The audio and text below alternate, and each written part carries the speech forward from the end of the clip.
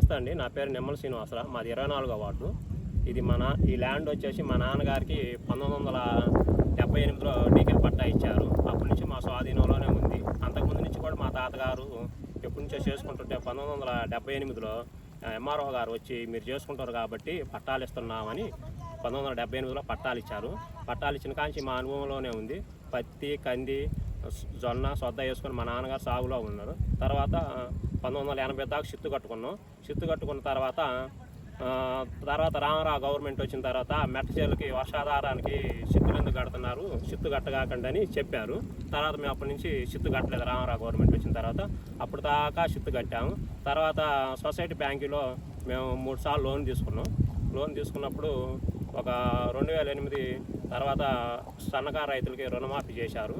తర్వాత డీకా పట్టా మీద మళ్ళీ లోన్ అడిగితే వాళ్ళు అన్నారుగా పాస్ పుస్తకాలు కావాలయ్యా, అప్పుడు పట్టా మీద ఇచ్చాము కానీ ఇప్పుడు పట్టా మీద ఇవ్వట్లేదు, పాస్ పుస్తకాలు కావాలన్నారు. తర్వాత మేము ఎంఆర్ఓకి వెళ్ళి మా నాన్నగారు నిమ్మల సుబ్బయ్య గారు మా నాన్నగారు వెళ్ళి ఏమండి మాకు పట్టా మీద లోన్లు ఇవ్వట్లేదు, మాకు పాస్ పుస్తకాలు కావాలన్నారు, మాకు పాస్ పుస్తకాలు ఇవ్వండి అని చెప్పారు. చెప్తే వాళ్ళు అన్నారుగా మీ రికార్డు చూసి 2 రోజులు ఆగి చెప్తామన్నారు. తర్వాత 2 రోజుల తర్వాత వెళ్ళాము. మేము వెళ్తే ప్రసాదరావు విఆర్ఓ ప్రసాదరావు ఉండి అన్నట్టుగా నీ పొలం మీద 4 ఎకరా 40 సెంట్లు లేదు, నీకు 1 ఎకరం 64 సెంట్లు మాత్రమే ఉన్నది, నీకు ఏమంటే 1 ఎకరం 64 సెంట్లు పాస్ పుస్తకాలు ఇస్తాము, నీకు ఇష్టమైతే తీసుకో లేకపోతే లేదన్నాడు. మా నాన్నగారు ఉండి అప్పుడు నాకు 4 ఎకరా 40 సెంట్లు అయితే నాకు 1.64 ఎందుకు పాస్ పుస్తకాలు ఇస్తారు, నా కాడ పట్టా ఉంది, నేను మార్కెట్ వాళ్ళు ఎకరానికి 500 చొప్పున నేను మార్కెట్ గవర్నమెంట్ నుంచి నేను కొన్నాను. 10 సంవత్సరాలు పొలం డీకే ల్యాండ్ చేసుకున్న తర్వాత 10 సంవత్సరాల షరతులతో కూడిన కండిషన్ డీకే పట్టా ఇచ్చారు.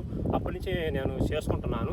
తర్వాత నేను ట్రెజరీలో 2200 మా నాన్నగారు ట్రెజరీలోకి వెళ్తే అకౌంట్ నెంబర్ 0029 మీద ఎస్బీఐలో చలానా కట్టమన్నారు.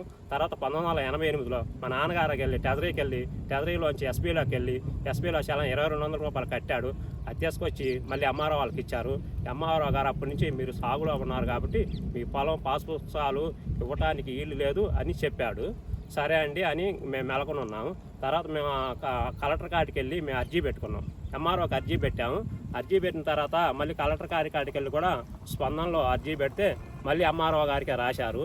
ఎంఆర్ఓ గారు విచారణ చేసి మీకు పాస్ పుస్తకాలు ఇస్తామని చెప్పాడు. తర్వాత ల్యాండ్ మీదకి వచ్చారు. ల్యాండ్ని చూసి అయ్యా మీ పొలం మీదేను, మీకే పాస్ పుస్తకాలు ఇస్తామని చెప్పిన తర్వాత వీళ్ళు వేరే వాడి పేరు మీద బగ్గవరం మస్తానరావు అని పేరు మీద ఉన్నది అని బగ్గవరం మస్తానరావు ల్యాండ్ మీదకి పిలిచి ఎంఆర్ఓ గారు ఆమె అన్నది కదా మేడం గారు అన్నదిగా అయ్యా ఇది నీకు ఎలా వచ్చినదంటే నేను కొనుక్కున్నానని అని చెప్పాడు. నాకు రిజిస్ట్రేషన్ డాక్యుమెంట్ ఉన్నదంటే అసైన్మెంట్ ల్యాండ్ రిజిస్ట్రేషన్ ఎలా ఏ విధంగా అవుతుందని ఎంఆర్ఓ గారు అడిగితే అతను అన్నారుగా మీరు చెప్పేది ఏంది నాకు, నేను కోర్టుకి వెళ్తానని కోర్టుకి వెళ్ళిన అప్పటి నుంచి కోర్టు వాయిదాలు జరుగుతూనే ఉన్నది. ఈలోపు వైసీపీ గవర్నమెంట్ వచ్చిన తర్వాత కొంతమంది వచ్చి 2022లో వచ్చి నా పత్తి పొలం వేస్తే పత్తి పొలం అంతా చెడదెంగి పొక్కులేని పెట్టి నేను చేలో ఉండి ఎస్పీ గారికి ఫోన్ చేశాను. ఆ రోజు రికార్డు కూడా నా కాడ ఉన్నది. ఎస్పీ గారికి ఫోన్ చేస్తే ఎస్పీ గారు సిఐ గారికి పంపిస్తా అన్నారు. సిఐ గారు అప్పుడు బాలకృష్ణ గారు ఉన్నారు. బాలకృష్ణ గారి కాడికి నేను వెళ్ళి అయ్యా నా పొలం ఈ విధంగా నా చుట్టూరు అద్దులు తీసేసి నా పత్తి పొలం నాశనం చేస్తున్నారని నేను మా నాన్నగారని అడిగితే సిఐ గారు అన్నారుగా నువ్వు పొలం మీదకి వెళ్తే గొడవ అవుతుంది, మాకు లాండర్ ప్రాబ్లం అవుతుంది, నువ్వు చేలో ఉండగాకు నువ్వు ఏడే ఉండు అని చెప్పాడు. ఆ తర్వాత నేను ఏడుండగానే ఏరే వాళ్ళ మనిషిని వెళ్ళి నా పొలం కాడ ఏం జరుగుతుందని నేను విచారించమని అడగ్గా అక్కడ కూడా అప్పుడు పనులు జరుగుతూనే ఉన్నా పొక్కులని పెట్టి మట్టి తీస్తున్నారని చెప్పారు. ఆ తర్వాత నేను ఫోటోలు తీయమని చెప్పాను. వాళ్ళు శాటిలైట్ ద్వారా ఫోటోలు తీశారు. ఆ ఫోటోలు కూడా నా దగ్గర ఉన్నాయి. మమ్మల్ని ఈవినింగ్ దాకా కూర్చోబెట్టారు. ఈలో పని మొత్తం చుట్టూరు అద్దం మొత్తం తీసేశారు. తర్వాత సిఐ గారు అన్నారుగా ఇది సివిల్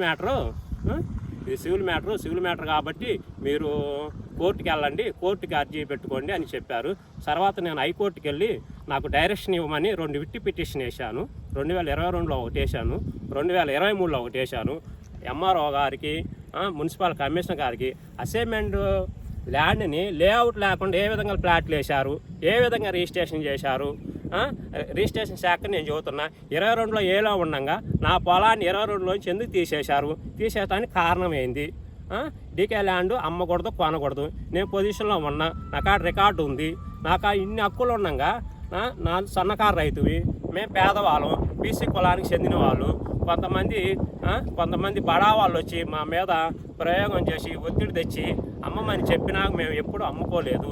మేము బ్యాంక్కి సొసైటీ బ్యాంక్కి లోన్ అయితే పెట్టుకున్నాం, కానీ ఎప్పుడు ఎవరికి తనఖా కానీ అప్పు కానీ ఒక సెంటు కూడా మేము ఎవరికి అమ్మలేదు, అగ్రిమెంట్ కూడా ఏమి రాయలేదు. అలాంటిది మేము అమ్మకుండా మా పొలం మాకు తెలియకుండా మా విస్తీర్ణం ఎందుకు ఎవరు ఎంఆర్ఓ గారు ఎందుకు మార్చారు? దీని మీద విచారణ జరిపి నాకు సరైన న్యాయం చేయమని నేను ఎంఆర్ఓ గారికి, ఆర్డీఓ గారికి, జాయింట్ కలెక్టర్ గారికి, రెవెన్యూ మినిస్టర్ గారి అనగాని సత్యప్రసాద్ గారికి, మాచల్ నియోజకవర్గం బెమ్మారెడ్డి గారికి నేను విన్నవించుకుంటున్నా. ఆల్రెడీ బెమ్మారెడ్డి గారికి నేను 2023లో కూడా 2 సార్లు నేను చెప్తే బెమ్మారెడ్డి గారు అన్నారుగా, అయ్యా నువ్వు అమ్మలేదు కదా, నీకెందుకు అంత బాధ, నువ్వు అమ్మితే నువ్వు బాధపడాలి, అదిగా కోర్టులో ఉందంటున్నావు, కోర్టులో ఉండగా వాళ్ళు ఎన్ని రిజిస్ట్రేషన్ చేసుకున్నా నీకు ఎలాంటి ఇబ్బంది లేదు, నీకు నేను న్యాయం చేస్తా, నీకు నేను ఉన్నాను అని బెమ్మారెడ్డి గారు 2023లో నాకు చెప్పారు. తర్వాత వైసీపీ గవర్నమెంట్ వెళ్ళిన తర్వాత టీడీపీ గవర్నమెంట్ వచ్చింది. నాకు టీడీపీ గవర్నమెంట్లో న్యాయం జరుగుద్దని నేను కోరుకుంటున్నాను.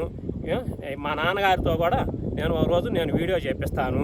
ఇప్పుడు మా నాన్నగారు అందుబాటులో లేడు కాబట్టి నేను వీడియో చేస్తున్నాను. నా దయవుంచి విఆర్ఓ గారు, ఆర్ఐ గారు, డిటి గారు, ఎంఆర్ఓ గారు వీళ్ళందరి పరిధిలో నా ల్యాండ్ ఏ విధంగా అడంగల మార్చారు? 6 చట్టం ఏం చెబుతుంది? ల్యాండ్ 6 చట్టాలు ఏం చెబుతుంది? విస్తీర్ణం మార్చేటప్పుడు పక్క వాళ్ళకి, అద్దుల వాళ్ళకి తెలియపరచాలి. ఏ విధంగా తెలియపరచకుండా విఆర్ఓ గారు, ఆర్ఐ గారు, డిటి గారు, ఎంఆర్ఓ గారు మీరు ఏ విధంగా నా ఆర్ఓ రికార్డు మార్చేటప్పుడు నా పక్క వాళ్ళకి, నా అద్దుల వాళ్ళకి మీరు తెలియపరచాలి. మీరు ఎందుకు తెలియపరచలేదు? ఒకటి, రెవెన్యూ రికార్డులో పేరు మార్చేటప్పుడు మీరు ఇన్ఫర్మేషన్ ఇవ్వాలా లేదా? సరే, ఇంకోటి 22Aలో ఉన్న లిస్టు IGRS రిజిస్ట్రేషన్ శాఖ వారికి నేను ఒకటే చెబుతున్నాయి, 22Aలోంచి నా ల్యాండ్లోంచి ఎందుకు తీసేశారు? ఎవరు తీసేయమన్నారు? నాది 22Aలో ఉంది, నాకు ఆ రికార్డు ఉంది. అందుకని ఇది అసైన్మెంట్ ల్యాండు, 4 ఎకరాల 40 సెంట్లు. ఇది నాకు 1916 నుంచి నాకు ఆ రికార్డు ఉంది. అందువల్ల నా పొలం నాకు ఇప్పించవలసిందిగా ఎమ్మెల్యే గారికి నేను విన్నవించుకుంటున్నాను.